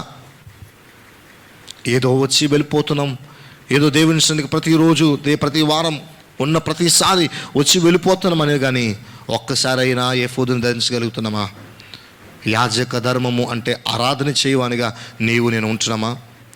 ఎవరు పడితే వాళ్ళు ఆరాధన చేయడానికి అర్హత లేదు ఆ రోజుల్లో. అలాంటి దావీదు ఎఫోదును ధరించకుండా ఉన్నాడు. ఎఫోదును ధరించిన తర్వాత తన జీవితంలో విజయం వచ్చింది. ఒకసారి ఆ యొక్క వచనాన్ని కూడా మళ్ళీ మనం చదువుదాం. 18వ వచనాన్ని చదువుదాం. 18వ వచనం 30వ వచనం 18వ వచనాన్ని చదువుదాం. ఇలాగున దావీదు అమాలేకీలు దోచుకొని పోయిన దానంతటిని తిరిగి తెచ్చుకొనెను, మరియు అతడు తన 2 భార్యలను రక్షించెను. కుమారులేమి కుమార్తెలేమి దోపుడు సొమ్మేమి వారు ఎత్తుకుపోయిన దానంతటిలో కొద్దిదేమి గొప్పదేమి ఏదియు తక్కువ కాకుండా దావీదు సమస్తమును దేవునికి స్తోత్రం కలుగును గాక. ఏంటట? ఒక్కటైనా వదిలేశాడంటారా? ఒక్కటైనా వదిలేశాడంటారా? బైబిల్ అంటుంది చిన్నదైనా పెద్దదైనా గొప్పదైనా ఏది వదిలిపెట్టలేదు, వెళ్ళి సమస్తాన్ని తీసుకొచ్చాడు. దేవునికి స్తోత్రం కలుగునుగా. మళ్ళీ కాలిపోయిన ప్రతి నిర్మాణం కూడా నూతనంగా మళ్ళీ మార్చబడ్డాయి. ఈరోజు నీ నా స్థితిగతులు మళ్ళీ మార్చబడాలంటే తప్పకుండా దీనికి వాక్యం 2 మాటలు జ్ఞాపకం చేశాను. 1, నీవు నేను ఎఫోదును ధరించాలి. 2, అపవాదిని ఎదిరించగలిగిన శక్తిని మనం పొందుకోవాలి. దానికి దావీదే మొట్టమొదటి తీర్మానం తీసుకున్నాడు. దేవుడు అనలేదు, దావీదే మాట్లాడుతున్నా, అయ్యా నేను తరిమి కొట్టగా నువ్వు నాకు సహాయం చేస్తావా అని ప్రార్థన చేయగా అప్పుడు దేవుడు అంటున్నాడు, నీవు తీసుకున్న తీర్మానం బట్టి నిశ్చయముగా నీకు కలుగుతుంది. ఈరోజు ఏ రకమైన తీర్మానం మనం తీసుకుంటున్నామో ఆలోచన చేద్దామా? ఏ రకమైన తీర్మానాన్ని మనం ఆలోచించేద్దామా? చాలా జాగ్రత్తగా దీనికి వాక్యాన్ని గమనించినట్లయితే 23వ వచనం చూసినట్లయితే, నా సహోదరులారా, యెహోవా మనలను కాపాడి మన మీదకు వచ్చిన ఈ దండును మనకు అప్పగించి మనకు దయచేసిన ఈ దాని విషయంలో మీరు ఇలాగూ చేయకూడదు. దేవునికి స్తోత్రం కలుగునుగా. ఏమంటున్నాడు? నాకు విశ్వాసం ఉంది. ఏమో విశ్వాసం అంటే ఆయన ద్వారా మాత్రమే నాకు కలిగిందని. కార్యం జరిగిన తర్వాత తిరిగి సంపాదించుకున్న తర్వాత తన దారిని తను వెళ్ళిపోలేదు. ఆయన అంటున్న మాట తెలుసా? యెహోవా మనలను కాపాడి మన మీదకి వచ్చిన ఈ దండును మనకు అప్పగించాడు. దేవునికి స్తోత్రం కలిగిన. ఎవరిని గొప్ప చేస్తున్నాడు? ఎవరిని గొప్ప చేస్తున్నాడు? మనం ఎవరిని గొప్ప చేస్తున్నామో, మన స్థితిగతులు ఎవరిని గొప్ప చేసినట్లున్నాయో ఆలోచించేద్దామా? మనం ఎప్పుడు మన జీవితాలు బాగవ్వాలని, లేకపోతే మనమే అందరి ముందు కనిపించాలని మనం అనేకమైన ప్రయత్నాలు చేస్తున్నామేమో. దావీదు అనేకమైన సార్లు దేవుని ద్వారా గెలిచాడు. దావీదును ఎదుర్కోవడానికి వెళ్ళినప్పుడు కూడా ఏం చేశాడు? ఏమని చెప్పాడు? నాకెంత సింహాన్ని చంపాను, ఎలుగుబంటిని చంపాను అని మాట్లాడలేదు. ఇదిగో దేవుడు నాకు ఎలుగుబంటిని చంపడానికి, సింహమును చంపడానికి సహాయం చేసిన దేవుడు నిన్ను చంపడానికి నాకు సహాయం చేయడా అని మాటను మాట్లాడాడు. యుద్ధము యెహోవాదే అన్నాడు. నా యొక్క సామర్థ్యాన్ని ఉపయోగిస్తాను అనలేదు, నా యొక్క శక్తిని ఉపయోగిస్తాను అనలేదు, నేను తినే తిండి బట్టి, నాకున్న కండలను బట్టి నా బలమును ఉపయోగిస్తాను అనలేదు. అని అంటున్నాడు, ఇదిగో యుద్ధము యెహోవాదే. మరొకసారి గిద్యోని జీవితాన్ని జ్ఞాపకం చేసుకుందాం. గిద్యోని బలశాలి అంటారా? గిద్యోని పెరుకోడు. గిద్యోని ఏదైనా కార్యాలు చేశాడా? గిద్యోని ఏమీ చేయలే. గిద్యోని చేతిలో ఏముందంట? ఒక కొండ ఉంది, ఒక దివిటి ఉంది, అంతకుమించి ఇంకేం లేదు. గొప్ప కార్యం ఏంటి తెలుసా? తాను యుద్ధము చేయడానికి వెళ్తున్నప్పుడు గిద్యోని అందరికీ చెప్పాడు, ఇగో ప్రతి ఒక్కరు కూడా ఏం తీసుకెళ్ళాలి? కొండలను దివిటీలను పట్టుకొని వెళ్ళండి. నేను చెప్పినప్పుడు ఏం చేయాలి? కొండలు పగలగొడితే చాలు. ఒక ప్రాంతానికి వెళ్ళారు, రాత్రి యుద్ధం జరుగుతూ ఉంది. గిద్యోని అంటున్నాడు, కొండలన్నీ పగలగొడని అన్నాడు. కొండలన్నీ పగలగొడతా ఉన్నారు. శత్రు సమూహం ఏమని తెలుసా? వాళ్ళే చంపుకొని చనిపోయారు. ఒకసారి ఆలోచన చేద్దాం. ముందే ప్రాక్టీస్ చేశారంటారా? ముందేదని ఈ యుద్ధానికి వెళ్ళడానికి ప్రాక్టీస్ చేశారంటారా? ఈరోజు నీవు నేను పోరాడుతున్న పోరాటం అలాంటిదే. కనిపించదు, కానీ నా దేవుడు ప్రతిఫలాన్ని ఇస్తాడు. ఇప్పుడు తెలుసా? నీవు నేను యథార్థంగా దేవుని సన్నిధిలో మనము తప్పకుండా ఎఫోదుని ధరించాలి. అమ్మా, మనము ఒకవేళ విడిచిపెట్టామేమో, సహోదరుడు సహోదరి, ఈ యొక్క మధ్యాహ్న కాల సమయంలో దేవుడు మాట్లాడుతున్నమాట, నీవు నేను ఏది విడిచిపెట్టేశామో, ఎఫోదునకు సాదృశ్యమైన నీ నా జీవితంలో ఏది ఉన్నా అది నువ్వు తప్పకుండా ధరించాలి. ఎందుకో తెలుసా? నా దేవుడు నిన్ను అట్టి విధంగానే ఉంచాలని ఇష్టపడుతున్నాడు. నిత్యము ఆయన్నే ఆరాధించాలని ఇష్టపడుతున్నాడు. కొన్నిసార్లు మనం ఎటు పడితే అటు వెళ్ళిపోతున్నామేమో, ఏది పడితే మనం అది చేస్తూ ఉన్నామేమో, మన సొంత నిర్ణయాలు మనం తీసుకొని ముందుకు వెళ్ళిపోతున్నామేమో. నా దేవుడిని నా జీవితంలో కార్యం చేయడానికి ఇష్టపడుతున్నాడు. విశ్వాస జీవితంలో మనం ముందుకు వెళ్ళాలి.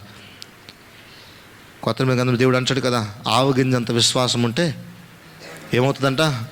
ఈ కొండ. ఎంతమందికి సండే స్కూల్ పిల్లలకు కూడా ఈ వాక్యం తెలుసు అంటే దాని అర్థమేంటి?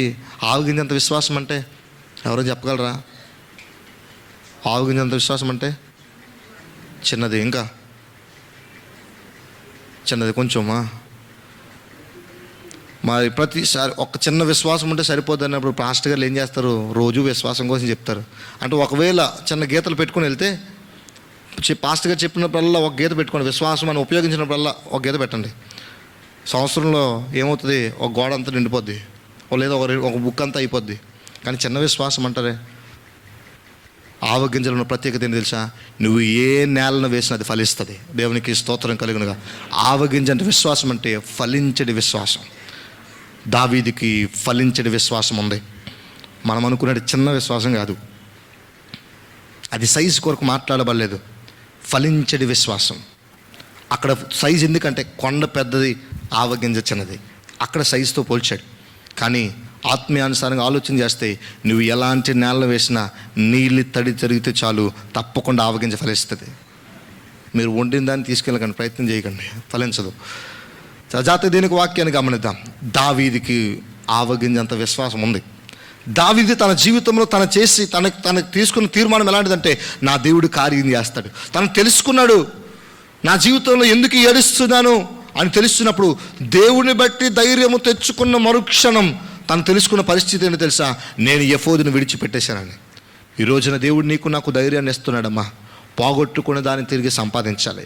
నీ కుటుంబాన్ని పోగొట్టుకున్నామేమో, సంతోషాన్ని పోగొట్టుకున్నామేమో, ఆశీర్వాదాన్ని పోగొట్టుకున్నామేమో, దీవెనలు పోగొట్టుకున్నామేమో, ఆరోగ్యాన్ని పోగొట్టుకున్నామేమో, ఏమి పోగొట్టుకున్నామో ప్రశ్న నీకే నాకే. మన హృదయంలో ఆలోచన చేద్దాం. నువ్వు పోగొట్టుకున్న దాన్ని తిరిగి సంపాదించడానికి కూడా నా దేవుడే సహాయం చేస్తాడు. అయితే నీవు నేను చేయాల్సిన పని ఉంది. నీవు నేను తీసుకోవాల్సిన తీర్మానాలు ఉన్నాయి. ఆయన చేస్తాడులే అని గాల్లో దీపం పెట్టలేము. నువ్వు దీపం వెలిగించిన తర్వాత తప్పనిసరిగా నీ చెయ్యి అడ్డు పెట్టాలి. గాల్లో దీపం పెడితే ఏమవుదు? మండదు, వెలగదు. ఈరోజు నీ జీవితంలో నేను బాప్తీసం తీసేసుకున్నాను కదా, దేవుళ్ళకి వచ్చేసాను కదా, యేసు దగ్గరికి వచ్చేసాను కదా, నేను ఎవరో చెప్పిన మాట విని యేసు దగ్గరికి వచ్చేసాను కదా, నా జీవితంలో అన్నీ మంచి కార్యాలు జరుగుతాయి అనుకుంటే తప్పు. నీ పట్టుగా నీ పని నీవు, నా పని నేను చేయాలి. ఆయన పని ఆయన జరిగిస్తాడు. నా పని ఏంటో తెలుసా? నిత్యము ఎఫోదును ధరించి యాజక ధర్మము చేయాలి. నిత్యము ఆయన సన్నిధిలో నీవు నీ ప్రజల కొరకు విజ్ఞాపన చేయాలి. నీవు నీ కుటుంబం కొరకు విజ్ఞాపన చేయాలి. కుటుంబమును విడిచిపెట్టి ఎఫోదును ధరించకుండా రాజు యొక్క రాజధికారాన్ని చూపించడానికి తను వెళ్ళిపోయాడు. తన యొక్క కుటుంబం అంతా చెల్లాచెదురైపోయింది. ఎప్పుడైతే ఎఫోదును ధరించాడో కుటుంబాన్ని తిరిగి మళ్ళీ సంపాదించుకున్నాడు. కొన్నిసార్లు మన జీవితాల్లో కూడా మనకున్న ఉద్యోగం బట్టి కానీ, మనకున్న హోదాను బట్టి కానీ, మనకున్న స్థితి బట్టి కానీ, మనకున్న వస్త్రధారణ బట్టి కానీ, లేకపోతే మనకున్న విద్యను బట్టి కానీ, నీకున్న తలాంతులు బట్టి కానీ, తెలివిని బట్టి కానీ మనం అతిశయిస్తూ ఉన్నామేమో. వాటిని బట్టి నీవు నేను అతిశయిస్తే దావీదు తన కుటుంబాన్ని, దావీదు సమూహంతో వాళ్ళ కుటుంబాలన్నీ పోగొట్టుకున్నాడు. అది కాదు నీవు నేను చేయాల్సిన పని. ఎన్ని ఉన్నా నీవు నేను సుంకరి వలె ఆయన దగ్గర ఉండాలి. నీవు నేను ఆయన పాద సముఖుల చేత ఆయన సన్నిధిలో నించోడానికి కూడా అర్హత లేని పాపపు స్వభావంతో ఉండగా మనలను ఆయన నడిపించడు కనుక మనమును రొమ్ము కొట్టుకుంటూ అయ్యా నేను అర్హుడను, నేను అర్హత లేని వాడను కనుక నాకు నీ వల్లనే అర్హత అని మనం ఆయన పాద సముఖుల చేతకు రావాలి. బైబిల్ అంటారు కదా, తను తాను తగ్గించుకుని వాడు ఏమవుతాడు? హెచ్చింపబడతాడు. ఈరోజు మనం తగ్గించుకుంటున్నామా, హెచ్చించుకుంటున్నామా? మనం చాలా మట్టుకు దేవుని సన్నిధిలో ఆలోచన చేయాల్సిన మాట, మనము ఎవరైనా ఎంతటి వారమైనా ఆయన సన్నిధిలో ఆయన పిల్లలమే. ఆయన సన్నిధిలో ఆయన కన్నా అర్హత ఎవ్వరికీ లేదు. ఆయన మనల్ని ఒకే రీతిగా చూస్తున్నాడు. కానీ ఆయన లెక్క చిన్న తేడా ఏంటో తెలుసా? యథార్థతగా ఉన్నవారు ఆయన మొట్టమొదటిగా పట్టుకుంటాడు, అంతే. ఈరోజున ఒకసారి ఆలోచన చేద్దాం. దావీదు దేవుడు మనకు నేర్పిస్తున్న పాఠం. తన జీవితంలో అనేకమైన కష్టాలు వచ్చాయి, ఒడిదొడుకులు వచ్చాయి. ఎంత ఏడుపు అంటే వాళ్ళందరూ వచ్చి మేము పడిపోతున్నారు. ఒక్క అప్పుల వాడు మన ఇంటి మీదకి వచ్చి ఎప్పుడు కడతావు అనే ప్రశ్న అడిగితే ఎంత వేదన కలుగుతుందో ఆలోచన చేద్దామా? 600 మంది మగవారు దావీదుని చంపడానికి ప్రయత్నించేగా దావీదు ఏ విధంగా ఉండంటాడు? దావీదు పరిస్థితి ఏమై ఉంటుంది? దావీదు ఎలా కృంగిపోయి ఉంటాడు? అంత కృంగిపోయిన స్థితిగతులు కూడా జ్ఞాపకం చేసుకున్నట్లయితే దేవుడిని బట్టి, యెహోవాని బట్టి దావీదు ధైర్యం తెచ్చుకున్నాడు. ఈరోజు మన స్థితిగతులు ఎవరిని బట్టి మనం ధైర్యం తెచ్చుకుంటున్నాం? ఆలోచన చేద్దామా? ఎవరిని బట్టి మనం ధైర్యం తెచ్చుకుని ముందుకు వెళ్ళగలుగుతున్నాం? ఈరోజు దేవుని బట్టి ఆయన తప్ప మనకు వేరొక శరణం లేదు. ఆయనే మన జీవితంలో గొప్ప కార్యం చేయగలిగే సమర్థుడు. నువ్వు పిరికితనంగా ఉన్నావా? భయపడిపోతున్నామా? ఎక్కడికి వెళ్ళాలో తెలియదు, ఏం చేయాలో తెలియదు, నిరుత్సాహపడిపోతున్నావా? అమ్మా, ఈ యొక్క మధ్యాహ్న కాల సమయంలో దేవుడు మాట్లాడుతున్న మాట తెలుసా? ఆయన్ను బట్టి నా జీవితంలో ధైర్యం. ఆయన మాత్రం మన జీవితం ధైర్యాన్ని నింపగలడు. సంసోను జీవితంలో చూసినట్లయితే తను చేసిన అంతట్లో కూడా చివరిలోకి వెళ్ళిపోయి అవిటివాడిగా, గుడ్డివాడిగా అయిపోయాడు. ఎంత ధైర్యం వచ్చిందో తెలుసా? చివరిలో పశ్చాత్తాప పొంది తను ఏం పోగొట్టుకున్నాడో తిరిగి సంపాదించాడు. ఆ యొక్క జుత్తులో తన బలాన్ని పోగొట్టుకొనగా తిరిగి మళ్ళీ సంపాదించుకున్నప్పుడు తన ధైర్యాన్ని పొందుకున్నాడు. ఈరోజు నీవు నేను ఏ పోగొట్టుకున్నావో తిరిగి సంపాదించుకోవాలంటే తప్పనిసరిగా దేవుని సన్నిధిలో మనం ఉండాలి. దేవుని పిలుపుని పోగొట్టుకున్న యోనా జీవితంలో పశ్చాత్తాపం పొంది మళ్ళీ ఒక తీర్మానానికి వచ్చాడు. మళ్ళీ దేవుడు ఏ ప్రాంతానికి పంపించాలో ఆ ప్రాంతానికి పంపించాడు. ఈరోజు నా జీవితంలో ఏది పోగొట్టుకుంటున్నామో, ఏ సహవాసాన్ని పోగొట్టుకుంటున్నామో నా దేవుడు మళ్ళీ తిరిగి నీకు నాకు ఇవ్వాలని ఇష్టపడుతున్నాడు. ఒకసారి దాన్ని మళ్ళీ మనం పొందుకుందామా? ఒకసారి దాన్ని పొందుకోవడానికి ఇష్టపడదామా? లేదా అవసరం లేదు అనుకుంటే దానికి నా దగ్గర జవాబు లేదు, కానీ నీవు నేను పోగొట్టుకుని దాన్ని తిరిగి సంపాదించాలంటే నేను చేయాల్సిన 2 పనులు ఉన్నాయి. 1, నీవు ఎఫోదును ధరించాలి. 2, తప్పకుండా నీవు అపవాదిని ఎదిరించగలగాలి. అప్పుడు దేవుడు తప్పకుండా నా జీవితంలో ఆయన ధైర్యాన్ని నేను పొందుకుంటాం. తప్పకుండా మన జీవితంలో క్షేమం మనకు కలుగుతుంది, భయం ఉండదు. తప్పకుండా మన తండ్రి మనల్ని కాపాడేవాడు మన పక్షాన ఉంటాడు. ఆయన మన పక్షాన వ్యాజ్యం ఆడగలిగే దేవుడు. తిరిగి మనం రాగలుగుతున్నామా? ఆయన వైపు మనం చూడగలుగుతున్నామా? ఒకవేళ నేను చూస్తే నా దేవుడు గొప్ప కార్యాలు చేస్తాడు. ఒకసారి దేవుని సన్నిధిలో తల్ల ఉంచుకుందాం దేవుని సన్నిధిలో. ప్రభువా, ఒక్కసారి దావీదుతోనూ మాట్లాడిన దేవుడు, దావీదుతోనూ మాట్లాడవయ్యా. దాదాపు 600 మంది కలిసి రాళ్ళతో ఒక వ్యక్తి మీద దాడి చేయడం ఎంతో భయంకరమైన పరిస్థితి. తను నమ్మిన 600 అనుచరులే తనపై రాళ్ళు రువ్వినప్పుడు, చంపడానికి ప్రయత్నించినప్పుడు ఒంటరివాడైన దావీదు దుఃఖిస్తూ ఉన్నాడు.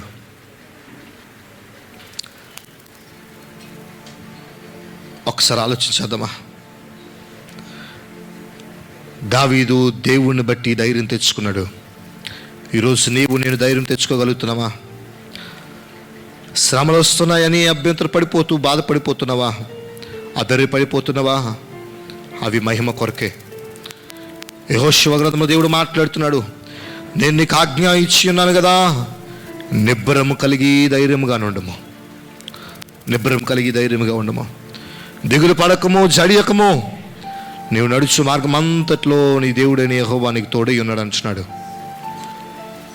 అపోస్తలుల కార్యములు మనం చూసినట్లయితే యోహానుల ధైర్యం చూశారు, పేతురు యొక్క ధైర్యం చూసి వారు విద్య లేని పామరులే అయినప్పటికీ కూడా అది నీ ధైర్యం, నీ దేవుని ధైర్యం అని ముందుకొచ్చారు. ఒకసారి నువ్వు తెచ్చి దేవుని సదా మనం అందరం ప్రార్థన చేద్దామా? అయ్యా, నీకు స్తుతిరైన ప్రభువా, కార్యం జరిగించండి ప్రభువా. ఆయన్ని బట్టి మనకు కలిగిన ధైర్యం మీద, ఆ ధైర్యం ఏదో తెలుసా? ఆయన చిత్తానుసారిగా మనం ఏది అడిగినా ఆయన మన వాళ్ళని ఆలకిస్తున్నాడు. ఆయన మనకి జవాబు ఇవ్వడానికి ఇష్టపడుతుండగా ఒకసారి నేను సిద్ధపాటు ఉందామా? చాలామంది మౌనంగా ఉన్నారు. వాక్యం అర్థమైనట్లయితే తప్పనిసరిగా నోరు తెరిచి దేవుని సన్నిధిలో ప్రార్థన చేద్దాం. అయ్యా, నీకు వందనాలు ప్రభువా. అయ్యా, నీకు స్తోత్రాలు ప్రభువా.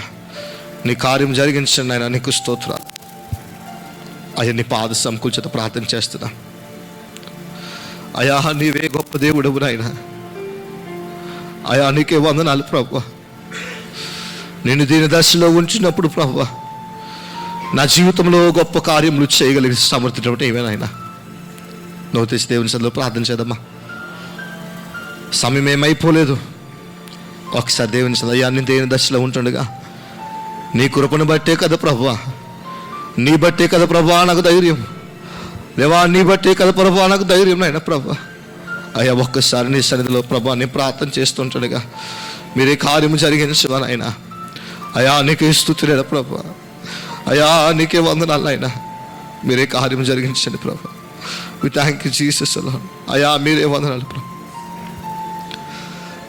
దీన దశలో నేనున్నప్పుడు నన్ను మరువ నీ కృపా, నేనీ స్థితిలో ఉన్నానంటే కేవలము అది కృపా. దీన దశలో నేనున్నప్పుడు నన్ను మరువని. అవును ప్రభువా, నేను స్థితిలో ఉన్నానంటే కేవలము అది కృపా. నీ కృపయే నాకు ఆధారం, నీ కృపయే నాకు ఆదరణ, నీ కృపయే నాకు ఆధారం, ఆ కృపయే నాకు ఆదరణ. కృపా కృపాని అందరూ రెండు చేతుల పైకెత్తి దేవుని సన్నిధిలో ఓ నీ అందరూ రెండు హస్తాలు పైకెత్తుకొని పా కృపాని యేసయ్యా క్రీస్తు. మరొకసారి దీన దశలో నేనున్నప్పుడు నన్ను మరువని ఆ సమర్పణతో పాడుదామా.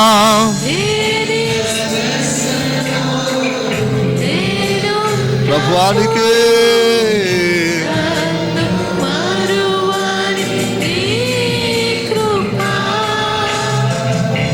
నేను స్థితిలో ఉన్నానంటే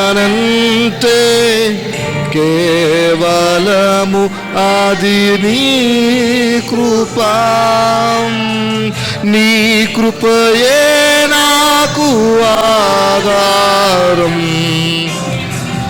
ఆ కృపయే నాకు ఆదరణ, నీ కృపయే నాకు ఆధారం. నీవు థ్యాంక్ యూ లార్డ్. ఆదరణ కృపా కృపా యేసయ్యా కృపా క్రీస్తు కృపా కృపా కృపా నీ కృపా కృపా కృపా.